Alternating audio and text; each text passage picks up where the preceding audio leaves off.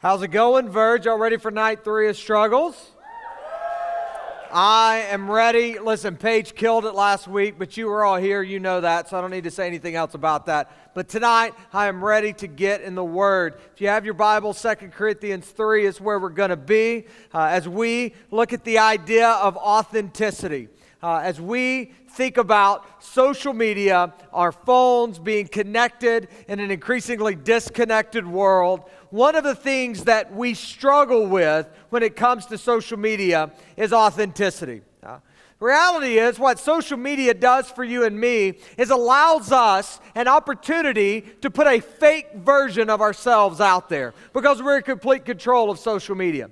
I've often said I would love for someone to develop a social media app that as soon as you literally opened up the app, it took a picture of you and posted it immediately. I think that would be the greatest app in the history of the world. And many of you have heard me say that and have looked at me like I'm the craziest human being alive. And the reason you look at me like I'm the craziest human being alive is because at that moment you don't have any control. It's going to snap whatever picture it's going to take of you, and it's going to post it for the world to see. And the reality is, we don't want the world to see things that we aren't proud of. We just don't. But we live in a culture that says we value authenticity. Your generation, one of the things that they say is a big deal to them is authenticity. Just being real, okay? But when you think about social media, how many people are really real on social media? I mean, legit real. I don't know many. I don't know many that wake up first thing in the morning with bedhead, no makeup on, and snap a picture and say, "Good morning, world."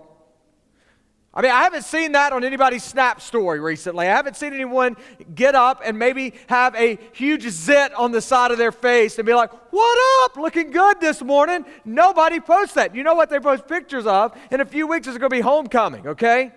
And at homecoming, everybody's going to get dressed up. They're going to be looking nice, and there's going to be pictures everywhere. You know why there's pictures everywhere? It's because you're proud of how you look in that moment. You're going to be looking fresh. And because you're looking fresh, you want everybody to see it. Listen, people get senior pictures made. People post senior pictures on social media. Why? Because they got a professional photographer that did all kind of Photoshop to them, and they are looking fresh, and they post that for the world to see. But nobody posts a picture of them when they're looking at their worst. Why? Because we really don't value authenticity. We want the world to see a perfect version of us. And what we often don't realize when we just post the perfect versions of ourselves, we miss out on so much of the beauty of the gospel.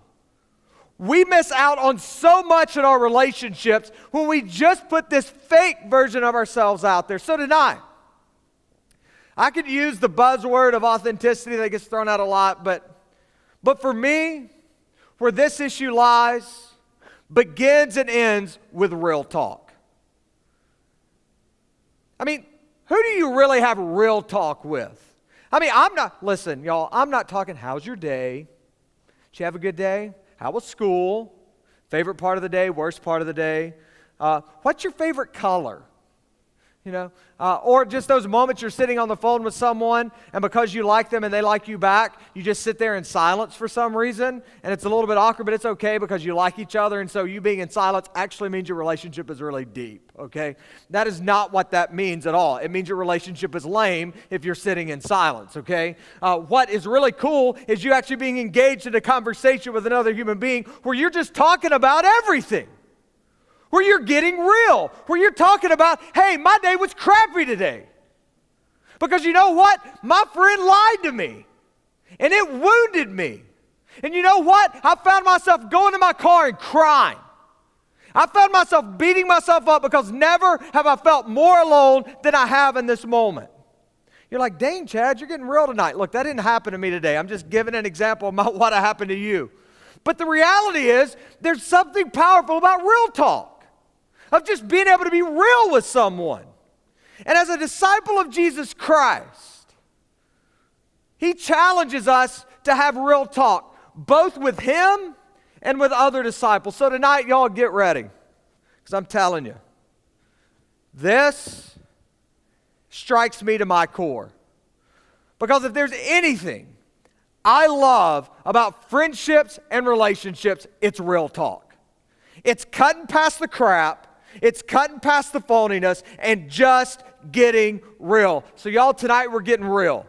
So if you like being fake, you're going to be uncomfortable for a little while, but I'm telling you, God's going to change your life.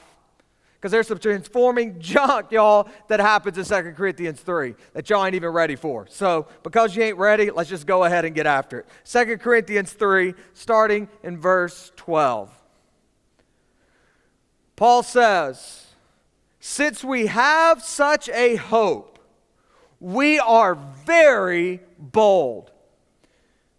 Since we have the hope of the gospel as a disciple of Jesus, Paul doesn't just say we are excited. Paul doesn't just say we are smart. Paul doesn't just say that we're confident. Paul says we are very bold. So as we look at this tonight, the first thing that real talk is real talk is bold. When you start talking about getting real, okay? When you start talking about having real talk, there's a boldness to it. There's some things that get said in real talk that doesn't happen every day in your lunchroom conversations. Because whenever you get real, there's an element of awkward that happens. Because you say things that really need to be said. You say things that are uncomfortable to process. Makes me think about the movie Remember the Titans, which is my favorite movie of all time. I love that movie. I could watch it over and over again, and every time Bertier walks into that hospital, I start crying. Like every single time I see it, I start crying like a little baby. See, I told y'all we're getting real tonight, okay? But I'll watch that movie. If y'all want to see me cry, turn on Remember the Titans. Let's watch the whole thing together. And when Bertier walks in that hospital, it's boo-hoo fest for Chad, okay? That's some powerful junk, y'all. Because you know what? There's something about Bertier and Julius's relationship. There's something about their relationship in that movie. And it all changed in one moment. They're at training camp. The black dudes, white dudes ain't getting together because they're doing this whole thing called integration, and nobody really likes it. And so the white guys are hanging out, the black guys are hanging out, and they are nothing like a team. And so they're having to have like 3-a-day practices because they're not talking to each other. So finally, Gary, Bertier, the captain of the team, goes up to Julius and calls Julius out. He's like, basically, Julius, if you would give any effort, if you would do anything for your team, you could be a great football player. And then Julius comes back with the greatest line ever. He said, honesty. You want honesty, man? Honestly? And as they're getting honest, Gary's like, well, hell, wait, I got some honesty for you. Honestly, I think you're nothing. Nothing but a waste of God-given talent. You don't listen to nobody, man. Block a pull-up, do something, but every time you go looking out for you, you leave one of your teammates hanging out to dry, me in particular. And then Julius is like, dude, that ain't cool. Hey, Gary, you're the captain, right? Yeah? He's like, that means you're the leader, right? And Gary goes, yeah. He's like, you've been doing your job. And of course, Gary, because listen, we don't like real talk. He's like, you've been doing your job, Gary? Gary's like, I've been doing my job. Julia says, then why don't you tell your white buddies to block for Rev better? Because they ain't blocked for him worth a plug nickel, and you know it. Nobody plays. Yourself included. I'm supposed to wear myself out for the team? What team? No, what I'm going to do is I'm going to look out for me, and I'm going to get mine. And Gary still don't get it. Gary says in this moment, man, that's the worst attitude I ever heard. Y'all, Julius had gotten real. He don't care anymore. Julius' response, attitude reflects leadership, Captain. Dang, y'all, like that was a moment. Like that was a moment. And at that moment in time, everything changed for that team. Everything. They went from being a team divided to a team that came together. A team that went from being racially divided in the midst of a bunch of hatred in our country, and they came together as one and experienced some incredible things. And maybe that's what needs to happen in your life. Maybe you're not connected to the body the way you need to be because you're not having real talk. You're not talking to anybody. You're not having that outlet to just be real. To be real about your struggles, to be real about your burdens. Because you're like, Chapman, listen, I can't be real because everybody at church is perfect. Everybody. I walk in here every Wednesday night, I walk in here every Sunday morning, and nobody struggles with the same things I struggle with. And let me tell you this, that means everybody in here struggles with lying. Because we all struggle. I don't care how perfect you try to act like you are. I don't care what kind of perception you try to paint for the world. You ain't perfect. And you got junk. And you got struggles. It may be you looking at stuff on a computer that you don't need to look at, or looking at stuff on the phone that you don't need to look at. And here's the reality. We know. It may be you're in a relationship that you don't need to be in. Maybe you're around friends that are pulling you away from Jesus. God knows. And you're suffering because you're in the midst of a lot of fakeness. And you need to be able to be bold in your relationships to talk about the stuff going on. You got to be able to have those look you in the eye conversations where you're just real. And you have a moment. And my question for you is this: is boldness a marker of your life? I mean, honestly, is boldness a marker of your life? Because as a disciple of Jesus, y'all, boldness should be attached to you. Not because you're awesome, because you've got the Spirit of the living God living inside of you. And when He moves all of our fears.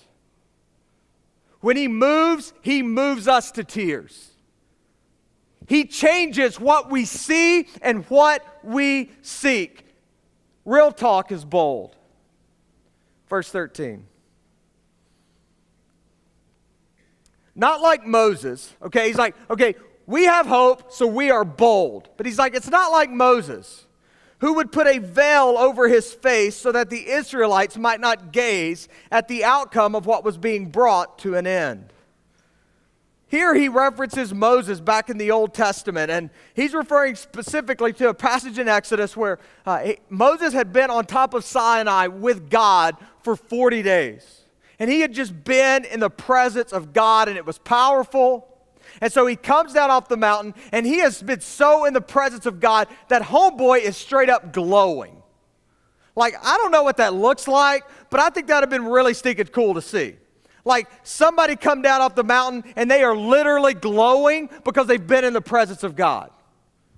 But what Moses did, because Moses struggled with being real, Moses put a veil over his face because over time, Moses wasn't tracking with God anymore, so the glow began to fade. And so that the people wouldn't see the glow beginning to fade, Moses is like, I'm a smart dude. I'm going to put on a veil. Which, by the way, how awkward did that have to be? Homeboy walking around with a veil.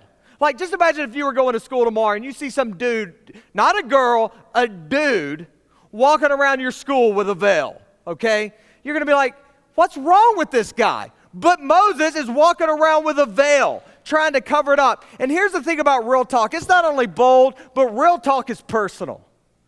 See, Moses' problem is he wasn't ready to get personal with people. He wasn't ready for people to see the real him. He wanted people to see the good side of him. Moses wanted people to see him when he came down off the mountain. Moses didn't want people to see him when he was in the struggles of life. He didn't want him to see him in the monotony of everyday life, in the things that he was not proud of. And so as we look at real talk, y'all, that's what we do. You want everybody to see the high points, but you don't want to share the low points. And y'all, that's not personal. See, real talk throws away the veil and stares into the eyes of another person. And invites them to experience the struggle with you.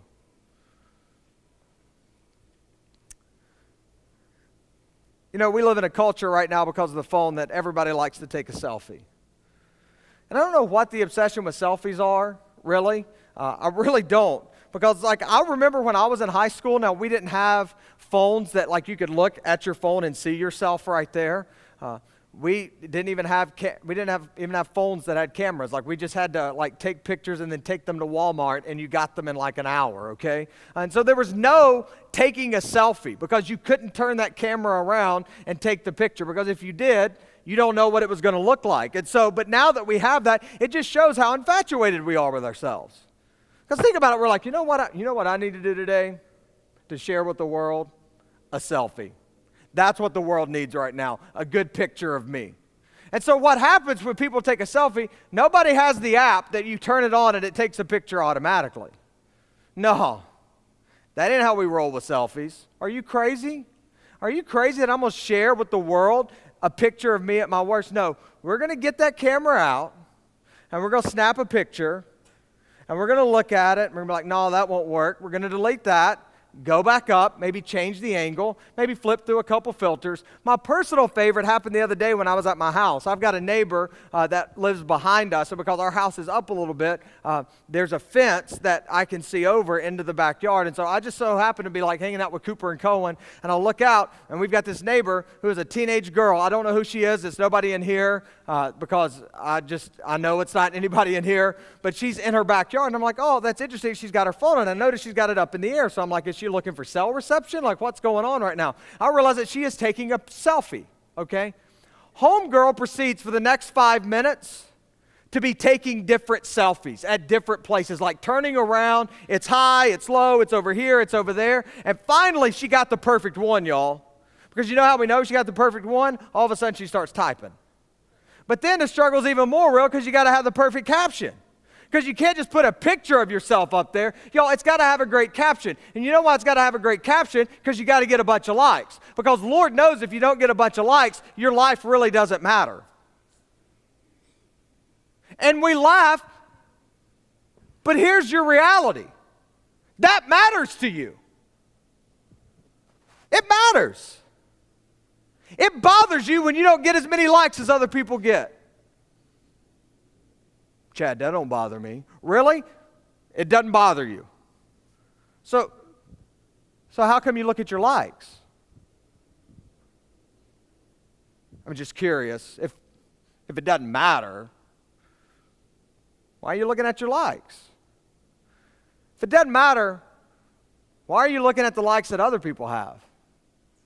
If it doesn't matter. But the reality is it does matter to us because we've allowed ourselves to be identified with all this other stuff. And here's the problem with the selfie. It's not real. It's not. It's you choosing exactly what you want to put out there for the world to see. And y'all, that's not personal. That's not real. That's not you looking into the eyes of another person and having a conversation. It's not you bearing your soul to someone else for the purpose of letting them be a part of your life and as you pursue Jesus. And as I think about this idea of being personal, y'all, for me, I think about it this way. I believe you and I should be authentic with everyone. Man, what you see is what you get. That you're just like, hey, I'm Chad. This is the things that make me stupid. These are the things that make me awesome. It's me. Deal with it, okay? And I think that you need to be transparent with most. Where if they ask you a question, you can just be honest. Don't be that person that's like, oh, well, no, you look great right now. If they don't look great, just be like, well, maybe you could do a little bit different right there. And you're like, Chad, that is rude. No, that is real, okay? Because if you're a friend, you don't want your friend to look like their face is messed up. At least I hope you don't want your friend to look like their face is messed up. So you be transparent with most. But here's the caution. We're authentic with all. We're transparent with most. But y'all, you need to be intimate with a select few. And when I say being intimate with a select few, where you legitimately have personal, real talk stuff with those people, that is not the place for social media. Social media is not the place for you to just spill your guts, for you to just talk about all the junk going on in your life. But you need those friendships, those relationships where you can just share everything. And share everything with no fear of repercussion, with no fear of judgment, with no fear of them holding you back. In fact, you're able to share those things because you know that person believes in you. You know that that person has your back. And you know that when you share what you're about to say, it's not going to change a thing.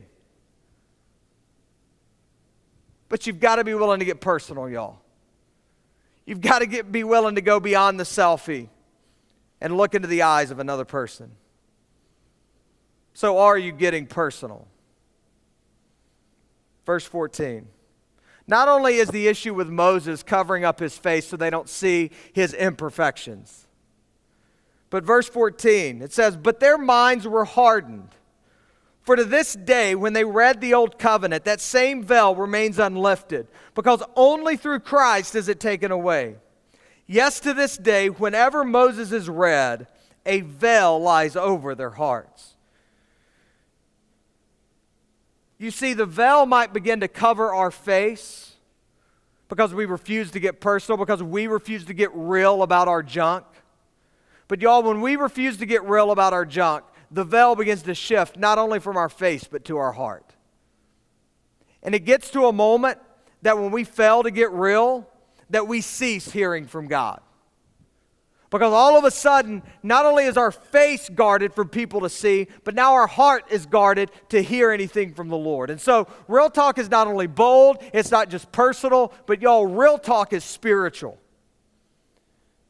Real talk is conversations where you get raw about spiritual things, where you're able to speak into the lives of other people and talk about the things of God. And as I think about these spiritual conversations, I think back to when I was in Austin. And we started these small groups for guys called Chiseled. And it was just a group of dudes getting together and talking about Scripture. And many of you that are in our D groups are experiencing kind of what those groups experienced. They went through the 5 Ps like you guys go through the 5 Ps. And I'll never forget the night that changed everything for us. We were sitting there talking, and we've been going through the 5 Ps, and we were talking about spiritual things. But as a youth pastor, it's just like, man, there's got to be something more, because right now I'm convinced that every dude in our ministry is like perfect. I think we have like Jesus Christ on repeat, because every night he's like, man, family's great, dude. I mean, they're awesome. Me and my parents never fight, ever. And you know what? My peers, dude, it's just good. I enjoy going to school. They're nice. We're nice. We hang out. It's good. Man, my personal time, man, it's rocking and rolling. I'm reading the Bible every day, and it's good. And you get to pressures, and they talk, maybe school, maybe a little bit of stress, and then they get to planting seeds. They're like, we're just praying about stuff, and it was just very monotonous. And then one night I could tell one of the guys was just super quiet. And we got around to him, and he got to talking, and he got to pressures, and he just got just silent. And as everybody looks around at him awkwardly, the other dudes are like, what is going on? he begins to cry, and he says, I can't stop looking at porn.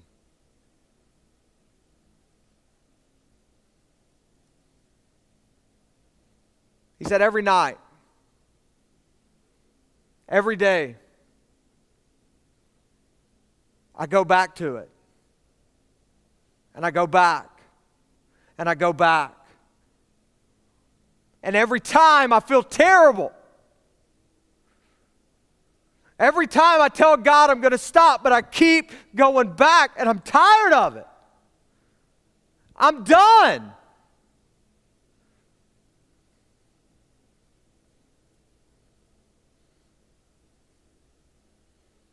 His buddy next to him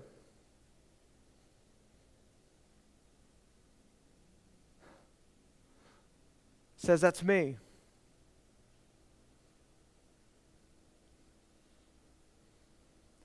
Dude across the room, I struggle with the same thing. Dude sitting right next to me, I'll go a couple weeks at a time not looking at it, but then I'll go right back. And all of a sudden, things just got real. And for the first time, around a group of dudes in student ministry, I began to see God chisel away and make them into His image. Because what happened after that conversation is we found that we talked about how they were doing. They weren't looking at porn every night. Guys were able to come in and say, hey, dude, it's been a month, and I've been rocking and rolling, and I haven't even wanted to look. Guys are asking difficult questions with each other. And then all of a sudden, guess what? The other struggles they have, maybe they had a struggle with a girlfriend. That starts to come out. Maybe things aren't perfect at home. Those things began to come out. Things weren't perfect at school. Those things began to come out. And you know why those things came out? Because they got real. They had a spiritual moment together where someone finally said, hey, I'm not perfect. And I'm tired of fighting. I'm tired of living in isolation where God shows me something in my life that's not good, and I'm tired of fighting it. So what I'm saying tonight is I'm done and I need you.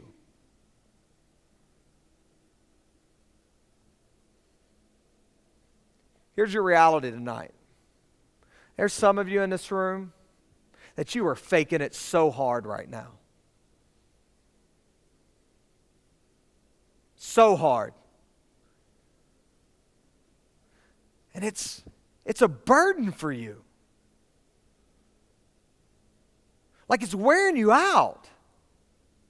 But you're all alone because you won't talk to anybody about it. You won't admit where you're screwing up. You won't admit your mistakes. You won't admit your need for help from the Lord. And so you're walking around with all these heavy burdens, man. And God's inviting you into a spiritual moment. He's saying, get rid of the veil.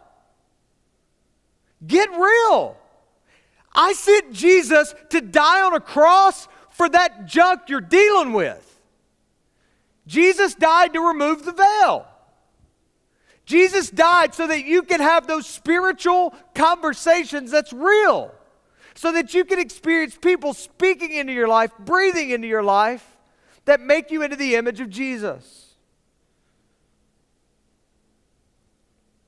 Y'all, in my life,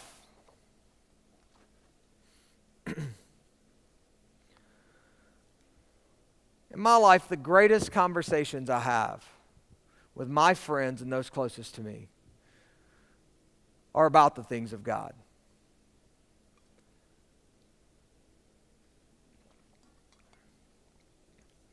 I can't tell you how much of a highlight of my week it is when I'm just able to talk about what God is doing in my life with my friends. To just be able to be real and have those moments where you just know it's been real. And y'all, that is a spiritual moment that we need as we pursue being like Christ. So once the veil is removed, verse 16 happens.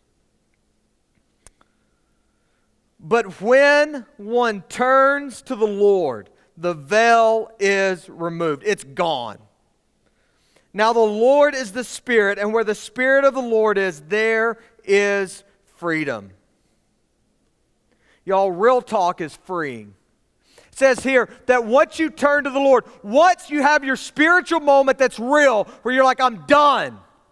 I am done. And you say, Jesus, I need you. The veil is gone. It is done. It's not placed to the side. It is removed. And it says that you encounter the Spirit of the Lord, y'all, and where the Spirit of the Lord is, there is freedom. There's no more burden. There's nothing burdensome about enjoying the Spirit of the Lord. The veil is gone. It is gone, y'all. And you get to just enjoy the freedom of following Jesus. And what comes from having this real talk, and it's not just real talk with the Lord, but real talk with other believers. There's something freeing about just being able to be real with people. There's something freeing for me about coming into the office every day and being able to just talk to David, to Paige, to Claude, and to say, this is what's going on with me. Makes me think back to when I was a kid, and I was an only child, and we lived in this parsonage, this house, and like my room was on the opposite end of the house from my parents, and if I woke up in the night, I would just run into my parents' bedroom. I don't know if that was ever any of you, but it was me. And I ran in there as fast as I could. And my parents weren't really a fan of me jumping into the bed with them. They didn't have like a king-size bed. It was like a full-size bed because my dad was a pastor at a smaller church, so we didn't have a ton of money. And so they decided that we couldn't all fit in the bed because I was like 15. No, I'm just kidding. It's like when I was 5. But it would sound way creepier if I was 15. But I would run in there, and so what they would do is they would set up like a pallet on the floor next to their bed. They're like, if you're going to come in here, you're going to have to sleep on the floor. And so I guess they thought it would be a deterrent, but I was like, that's a great idea. You know, I'll just run in there and I'll sleep on the floor. And so that's what I would do. I'd run in there and I'd go and I would lay on the pallet whenever I would get scared. Well, one morning I'd gone to sleep in there on the pallet, and I guess in the midst of the night, I had found a way to roll under my parents' bed. And I don't like tight spaces, okay? That's not kind of me. I like to be able to move around with freedom. But I realized as I woke up, I opened my eyes, and I'm like laying on my side, and I go to turn around, and I can't really turn around, and I look up, and I realize that like my parents' bed is like that far from my face. I start screaming bloody murder. I mean, I am screaming like I think I'm about to die. I'm like, Mama, Daddy, get me out of here, get me out of here. Like I'm screaming. And I am panicking, y'all, because I'm like, I'm trapped here forever. I'm never going to be able to get out from here. And like, I'm 5 years old, y'all, so I don't really know what's going on. I didn't realize that if I got under the bed, I could certainly get out from under the bed. But I'm screaming because in my mind, I am trapped. And I remember my dad reaching in there and dragging me out, and I'm like kicking my arms up and stuff, and my dad's like, you're gonna have to lay flat if you want me to get out of there. And I'm like, just get me out. And so my dad is like pulling, and I'm screaming and I'm crying, and I remember as I'm pulling out, I'm looking up and I see that the bed is moving as I'm moving, and all of a sudden I see light, okay? And there's light of the room happening, and I remember I'm fully out, and I literally jump up into my dad's arms, and I'm like, thank you. And I was like experiencing freedom. And I think about for me in that moment how ridiculous that was, but that's the type of trap you're in when you're not real. You're panicked because you want to be real with somebody. You want to have real talk. You want to be real with the Lord. But because you haven't been real, you haven't experienced freedom. And y'all, where the Spirit of the Lord is, there is freedom. And here's another really cool thing. When you experience the freedom of the gospel, there's no longer the need for the perfect selfie. Because you're no longer concerned about the approval of man. Because God's become all you need. So have you experienced freedom? Verse 18. And we all, with unveiled face, beholding the glory of the Lord, are being transformed into the same image, from one degree of glory to another. For this comes from the Lord, who is the Spirit. Y'all, real talk is transforming. And I love what he says here once the veil is removed. He said, we all with unveiled face, beholding the glory of the Lord. Y'all, once the veil comes off, we get to stare into the face of Jesus. And I think probably there's a lot of you tonight who aren't getting to stare in the face of Jesus because you still got the veil on. You're still hiding from others and hiding from God. So you don't know what it's like to stare in the face of Jesus. You don't know what it's like to come boldly into the presence of God because you've got a veil covering your face. But the beauty of the gospel is he gets rid of the veil.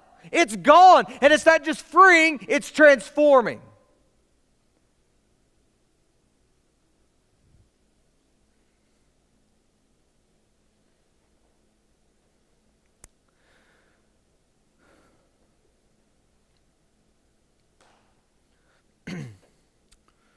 Y'all, real talk has changed my life.